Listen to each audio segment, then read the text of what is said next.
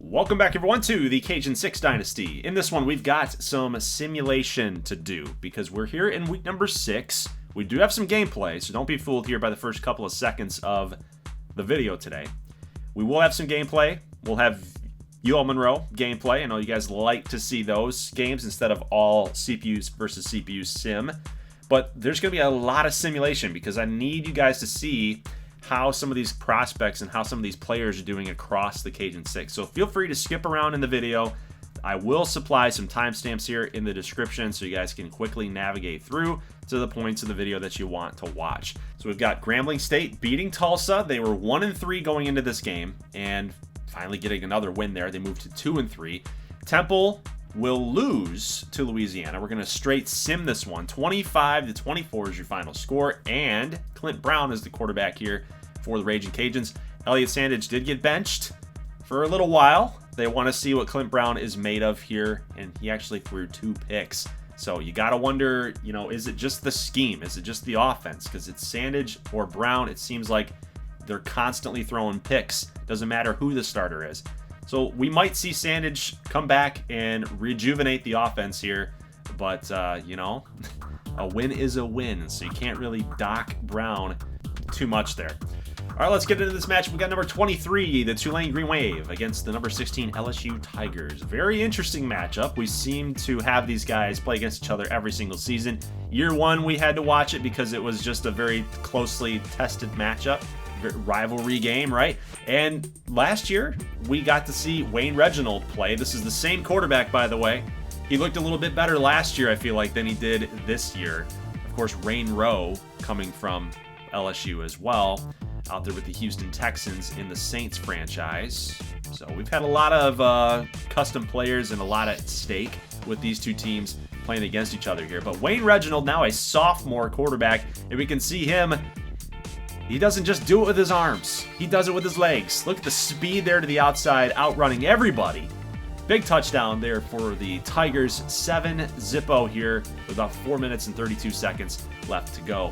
Let's go Philip Maynard and that Tulane offense. Deep bomb to the left, down the sideline. There he goes. That is Sky Blessings with the big touchdown, the response touchdown, 77 yards. And Maynard 7 of 8 for 102. Tulane fires right back. Greg McKinley, the RB2, punching in a touchdown to make it 14-7. LSU will get the football back and take a look here. We've got Lee Parham, the running back, the RB1. Take a look at the busted off tackles. Another tackle broken.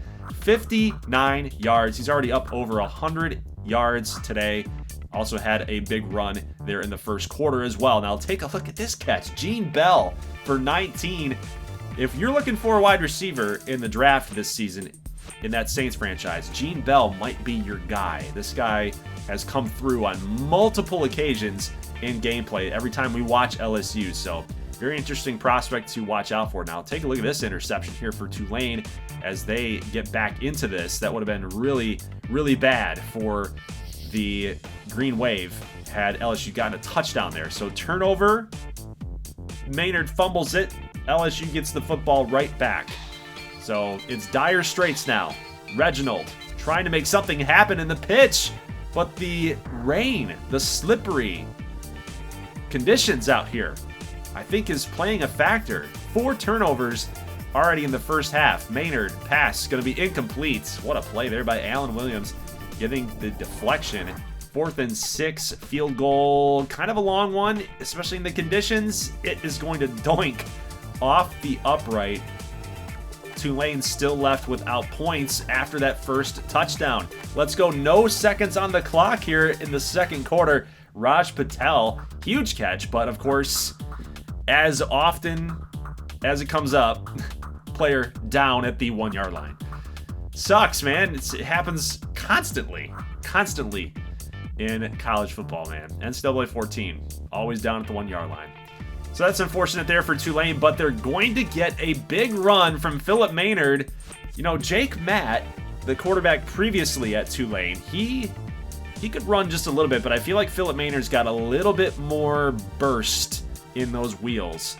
So something to watch out for here when he gets to the next level as he brings in a little extra element to his game here. 3rd and 14 after a sack by Figueroa, and then a deep bomb. That is Gene Bell yet again. You got to use your blocker. He does. Touchdown, Tigers. 79 yards. Wow, and look at that. Reginald is 7 of 9. I swear, man, numerology, it's crazy. 3rd down and 1. Ooh, nice broken off tackle there by Jordan Robbins. He's had a couple big runs, especially last episode. If you guys watched that, he's a touchdown machine there on the ground game there for the Green Wave. But Parham and the Tigers will get that touchdown back. It is now 31-28 with about 3 minutes and 40 seconds. You absolutely need this score, and they're going to get it. Sky Blessings there with the tutty. It is now 28-38. You need the ball back though. 1st down and 10. Reginald moves past the blitz, makes a couple of moves. He's down the sideline past the 20 to past the 15, and he slides at about the 11-yard line. 3rd down and 4. LSU looking for a score. He throws him out of bounds. He throws his receiver out of bounds, but Tulane will call timeout here. LSU with the field goal. Look at this. Raj Patel, he was stopped at the 1-yard line. His last reception, not this time. Nice run. Nice way to get into the end zone, baby. 34-41 right now. I think you just got to kick the extra point here, get this thing down to 6, and yes, they do. So about a minute left to go. Tulane, no timeouts, and they're going to need a stop, but they can't get Reginald down. That's a 21-yard touchdown run for him. And then to make matters worse, they are going to go for 2, and they'll nab it. So 49-35, down by 14, 4th down and 4. This is the game. Maynard, deep bomb to Raj Patel. He's gone. That's a touchdown for the Green Wave. However, don't get too excited. It's a big play, but don't get too excited. They are down by 7 still. They got to get the onside kick. Still 9 seconds. You can do it. But it is going to be recovered. No fumble. No turnover. LSU will get a victory here. And you guys are probably thinking, why does this game even matter? Well, it's a lot of game film. It's game film on prospects. It's game film on a player like Wayne Reginald, who is probably going to be inside the draft next year. He's upwards of, I think he's a 92 at this point. He might be an 89 or something. We'll see. He's a 92. There you go. 92 redshirt sophomore. So he might be in the draft come next season. And he's actually a pretty darn good athlete too. So he's a guy that I'm actually eyeballing here. I think we need a quarterback. I think the Saints need to address that at some point. We do have Kalen Walker from Grambling State, but I think Jameis Winston, at least in the last couple of episodes, he's been kind of shaky now. He's upwards of 30 years old at this point, so you need to start thinking elsewhere. Just start planning ahead a little bit. So Wayne Reginald might be on my radar. I wouldn't think about taking a quarterback this season. Now, if we're there, if it's available, if a guy like Philip Maynard is continuing to perform and he finds himself in that mid-round ranking, possibly. But top 10 quarterback, can't take him. We're not in the position for that yet, because you take a top 10 quarterback, you gotta play him, right? That's just kind of how it goes. But then again, hey, Aaron Rodgers sat for a long time. Tom Brady sat for a little while too, right? So week 6 is in the books. We get a little preview here to week number 7. This will be straight on simmed. So we got Louisiana against Minnesota, Indiana, La Tech, Memphis, Grambling State, and of course ULM, Tulsa, Tulane, Central Florida. So we'll just straight sim this, and I'll give you guys the box scores here in just a moment. But good win there for La Tech, 44-24 over a Big Ten opponent. So Cajun 6 is kind of coming a long way, in my opinion. You need those types of wins. You need your offense to come through, and it did. 56 points, by the way. Wow. So Grambling State, who had some offensive woes, now they're kind of figuring that out. Tulane beating up on Central Florida. Look at that. They are 4-2.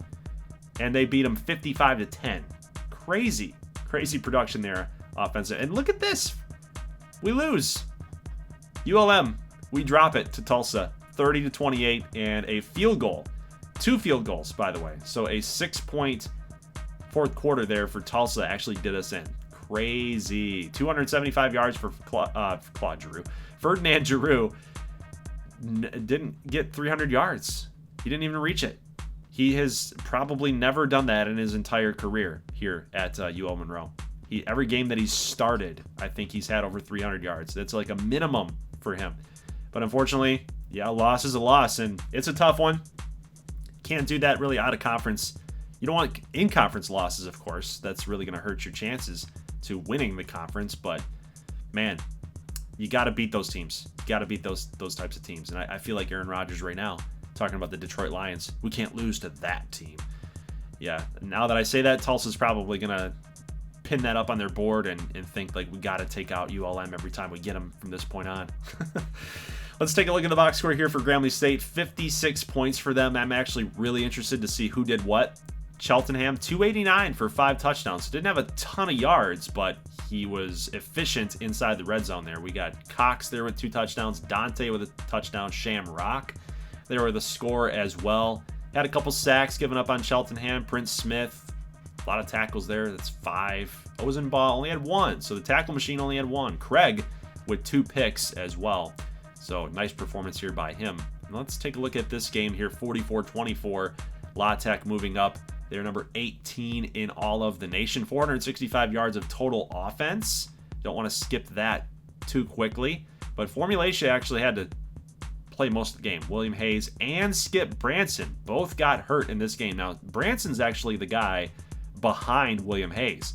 So the fact that Formulatia had to come in, you know, we've seen him in gameplay a couple times in season number 1 where we were kind of testing it out and feeling out who would be the starter. But, yeah, he came in and did the job. You know, what can you say? Had 3 touchdowns. And then, of course, Dio Durant, it seems like every single week he's getting an INT. Gets another one here.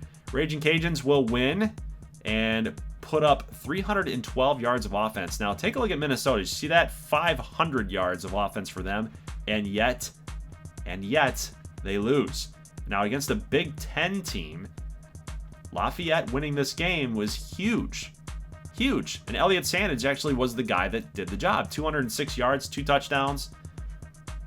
Is he back? I told you guys that, you know, Clint Brown and Sandage kind of fighting back and forth there for a little bit. So Sandage, I think maybe he got his job back with that win there. So Southern against the Zips, 34-27 here in week number 8. We'll, of course, check the box score in a moment, but this is a big one. I wanted to show this game in gameplay. I really did, but we got to sim it. We got to sim it. We got to get through this. You know, these out-of-conference games, I don't know if they matter too much, but this is a big statement win right here. Louisiana Tech coming out as champions of the Cajun 6 last season. They take down Michigan in the Big House, and it was a great game. This is a great game. 42-38 win. And we'll take a look at what William Hayes did here. Not a lot of yards again. Not a lot of yards. They just love to run the football, man. Mark Young, 24 carries. I mean, that's a big boy performance there. 196 yards for him, 2 scores. And let's see, what did Dio Durant do? Did he do anything? I didn't see him up on the list. But, yeah, 42-38 win. We'll take a look and see how Marquise Hendricks did here against this win, against the Zips. And I called him Marshall Hendricks last time. I think Marshall Hendricks was another player from Keneal Mason, one of our subscribers, one of our longtime supporters of the channel. I think he was in the Giants franchise a year ago in Madden. I don't know where or why I came up with Marshall, but yeah, Marquise did not do too bad. So good win there for Southern against Akron. It should be an expected win, I would think. But now we're here in week number 9. We got Western Kentucky against Louisiana, La Tech, ULM, Grambling State against Tulane, which we're going to see just very, very limited highlights of that matchup because that's at the very end of the video. But ULM against La Tech, this one is the next game we're going to show, and it's a big one for us. It's a rematch, basically, of 2 of the top teams from a season ago. So really, actually, year 1, we were Cajun 6 champs. Year 2, La Tech was Cajun 6 champs. So, yeah, these 2 teams have something to prove against each other in this one. Let's pick it up right here in the first quarter. We got Giroux with a little play action, a nice pass. Look at Dio Durant. That's Dio Durant yet again, man. Either he's coming up with picks or he's coming up with huge plays like that. A diving deflection And what a play that was. 3rd down and 2. Pass going to be completed to T.O. Gardner, making a couple people miss. He's going to get stopped at about the 9-yard line. 1st down and goal. Here is a read option. There's Durant chasing Ferdinand Giroux. Good for 9-yard gain. 2nd down and goal. And we're going to the end zone. You know we are. Oh, almost picked. Dio almost had it. That's 2 deflections now. He's kind of hovering around. He's floating around and saying he's baiting Giroux to throw it to him. But Trevon Vaden actually is going to beat Dio Durant there on that play. That was a great route run and good hookup there by Giroux to throw it low. Keep it out of reach for Dio Durant. There's a big sack on William Hayes, and they're going to go laterally. 3rd down and 14 turns to 3rd and 11, or 4th and 11, and the rest is history. So we get the football back, and oh, look at this play. Houston Harris busts off the tackler. Get out of the way, ref. Touchdown, Warhawks. Look at this play by Ferdinand Giroux. I didn't know that he could move that fast. Like, sometimes we call those read options, but like I didn't realize he could get out of the pocket that well and throw on the run. Cornerback didn't have any idea where that football was going, and the rest is history. Touchdown here for ULM. Mark Young, back to what Louisiana Tech does so well. They love to run the football. They love to run the option, and Mark Young getting into the end zone here for the touchdown. 14-7. Giroux going to hand this thing off on a little fake. Dylan Huff there with the score. It is 21-7 against number 8, La Tech. Again, big game here for us. Big statement game. Here's Hayes. Pass completed to Evans. We were trying to user the DB and pick that thing off. Try to cut the ball off in mid-flight. Didn't happen. Didn't go up for the animation, and I don't think we were even close anyway. So it is a touchdown here for La Tech, and Dio Durant going to get beaten again right there. Hayden White, touchdown. 268 for Giroux, and is now 28-14. Here comes William Hayes here running to the right. It's going to be a fumble. He was trying to flip it there to Young, but Thompson recovers it all the way back to about the 45. That's unreal how far that football went. Crazy. 1:55 left to go here. Here's Harris again, busting off another tackler, and he is gone. He's only got Dio Durant to beat. 63-yard touchdown for the tight end. That's 2 touchdowns for him so far in the first half. And we've got 35 points up on the board, guys. 15 seconds, and look at this catch in the corner by Israelovich. Great play by the Bulldogs. But we're not done either. 4 seconds left to go in the second quarter. We want that one-on-one matchup here. We got to go to the end zone. We're looking at Hayden White against Dio Durant. We want that one right here. He's going to try to get some separation. Giroux's just hanging on for as long as possible. It's caught. 1 man to beat the blocker, 2. Houston Harris gives Hayden White the block, and it's a huge touchdown. It is a 4 seconds left touchdown. Oh my God. Take a look. The little spin move here might have thrown the DB off. And now 42-21. Miles there with the pick. I don't even know. This game was played so long ago, I don't even remember what I was thinking there. I think I wanted to like pull down and to the left. Go to the sideline there a little bit. I'm just trying to have a little fun here with O'Keefe, and yeah, we should have gone the other way. But that's a good move, man. The quarterback actually tricks you. He like spins around and hands it off the other way. Yeah, you're just trying to read where the ball is and where you think they're going to hand it off. Didn't get the job done. 42-28, we're up by 14, and look who's in at quarterback. The freshman, Corey Joseph. Take a look at this throw here to Luke Vinskov, the fullback, playing a little tight end right there, and that's actually a really nice throw. Really nice throw. I love to see that. 3rd down and 3, and Hayes can't escape the tacklers there. I thought he had a little bit more burst than he did show on that run. So 4th down and 2, and Barry is going to get him in the backfield. That's a 4-yard loss. That'll be a turnover, and we will try to punch it in yet again. That's Joseph handing it off here to Huff, and that's another touchdown for UL Monroe. We really made a statement right here. 56-28 is your final score. We killed the number 8 team in the nation, and we did it in a variety of ways. We did it defensively. We did it offensively. We did it with our backup quarterback. We did it with our starting quarterback, getting over 400 yards. Did it on the running game with 2 touchdowns there for Huff. Got the tight end involved. Houston Harris had 2 touchdowns. We did it short. We did it long. We beat them up. We beat them up. It was a complete win. Houston Harris, 205 yards and 2 touchdowns. Unbelievable performance right there. Madison had 2 tackles for losses. We had 2 sacks there for Watkins. And I don't see the forced fumbles there, but actually no, 1 deflection there by Johnny Rucker, the redshirt junior. All right, cool. William Hayes, the true junior, 96 overall, had over 300 yards passing. Could have been a little bit better, I feel like, honestly. 28 points in college as the number 8 team in the nation with our really bad defense. We don't have a lot of talent out there. Should have done a lot better, especially on the ground game. You know, I think that they got way too lateral with it. They should have just pounded it up the middle, pounded it on us on that D-line, and they probably would have held our offense off the field. Like, we wouldn't have scored as many points as we did. But 436 yards for them in total, 2 turnovers in the game, 1 interception for us, 1 fumble for them, and the rest was history. We were just more efficient offensively than they were on offense. Now take a look here. We've got Louisiana winning again, 34-20. So Sandage is kind of picking it up. I feel like this is good. This is good. I've been on him for the last couple of videos, but I think he's starting to pick it up. Turnover battles. That was like the name of the game here in Southern's loss to Bowling Green. So the Eagles actually had 2 turnovers. The Jaguars with 3 turnovers. 5 turnovers in total. And the game wasn't really even that close. Southern wasn't good.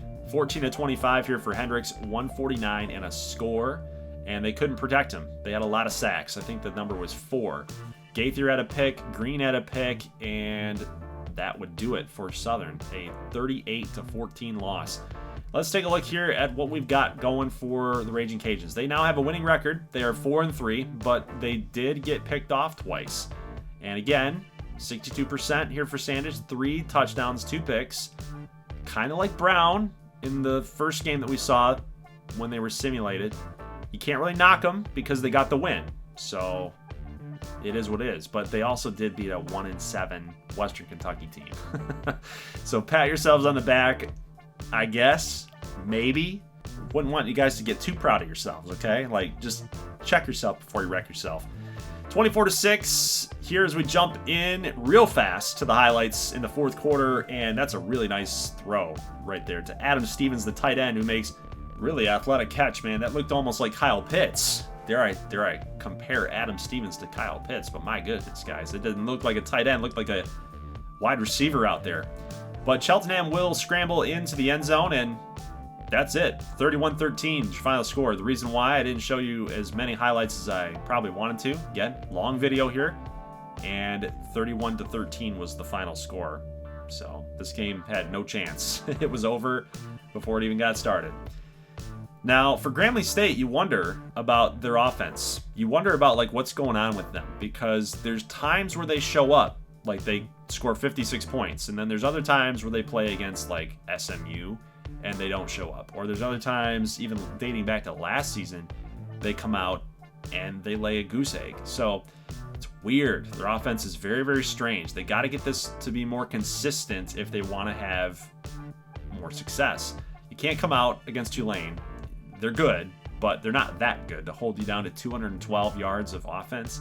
Like, not good, guys. Plus, Tulane actually gave them 2 turnovers. So Grambling State's defense had 2 extra opportunities to take them down, and they couldn't do it. So, just interesting.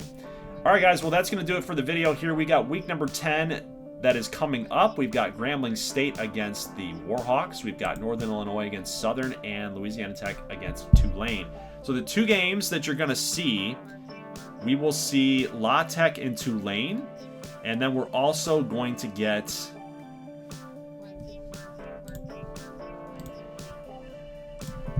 Grambling State against ULM. So that'll wrap up week number 10, and then from that point, so next week's video, we are going to get all the way to the end of the season. So it's going to be a loaded episode, so I hope you guys are ready for that one. Leave a like if you like this thing. I'll see you guys next Saturday for that vid. As always, thank you so much for watching, and peace.